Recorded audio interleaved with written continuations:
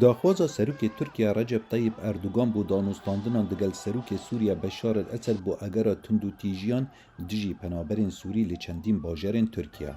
اردوغان دخوازد بحثی وگراندنا پنابرین سوری بکد او این ترکیه هر جدم دسپیکرنا شر نافخوی سوریه لسال 2011 ودحویند. دوی روشه دا سورید بنا آرمانجا کاسانه و افوالاته بیزار بوجمانوان و جا بحقیان نحقیبه اف پرسکا سیاسی مازنه یا هری گرنگ دوی وگراندنه که ریخستی یا سوریه لترکیا دمینن بریکا باش هبه. دجمنداریا بر بزیدبونه و دچه دجی پتر جه 3 میلیون پنابرین سوری لترکیا دگل گرانیه پرسین سرکه بوند نسرکفتنا پارتیا اردوغانی ده هلبجارتنین مها آداره دا. شروع بکار دبیجن سروک روسیا ولادیمیر پوتن پیشوازی لبزاوین اردوغانی دکت بو وکرنا دیالوگ دگل سوریه و اوه بواتاج دزدانا پشگریا ترکیه بو چکدارین سوری و داوی خاتنا شردید.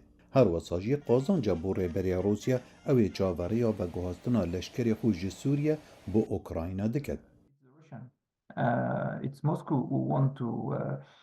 اف روسینا موسکو دخوازی دیالوگ نابرا دمشق و انقره دا بکه جبر کو موسکو دوی دمیدا مجولی اوکرانیایه لی هبونا لشکره که مزنی ترکیه لسوریه دبه ببتا آستانک هم بردانستاندنان.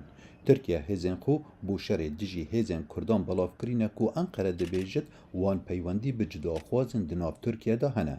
شورا بکار دبیجن خویا دکت شام وی گواشی بو وکیشانا هزین ترکیه جه سوریه وکو بهایک بو دانستاندنان بکد. بشار الاسد اجتگرم روس و ایران و میرین شرین خوجهیه و حتی نوباز نانزیکی ویدا او بکسین دی پشتگرمه جبر ویه که بشار الاسد نکاری لشکر ترکیه جه سوریا درخه او بتنه دکاره داخوازش انقره بکه کو هزین خواه وکیشش بر دست پیکرنا دانستاندنان. اردوغان و کشانا هزین ترکیه جه سوریه دور دخت و بیجتن اوه پرسکه گریدان به اولهیان اجتماعی و هیه.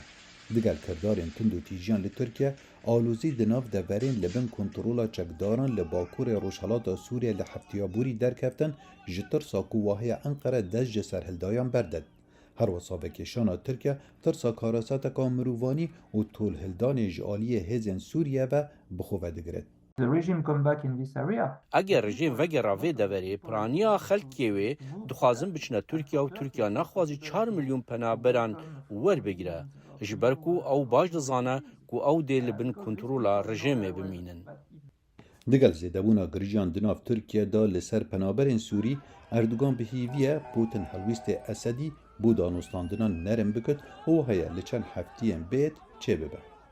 بو راپورتا دوریان جونز خالد فتاح دنگ امریکا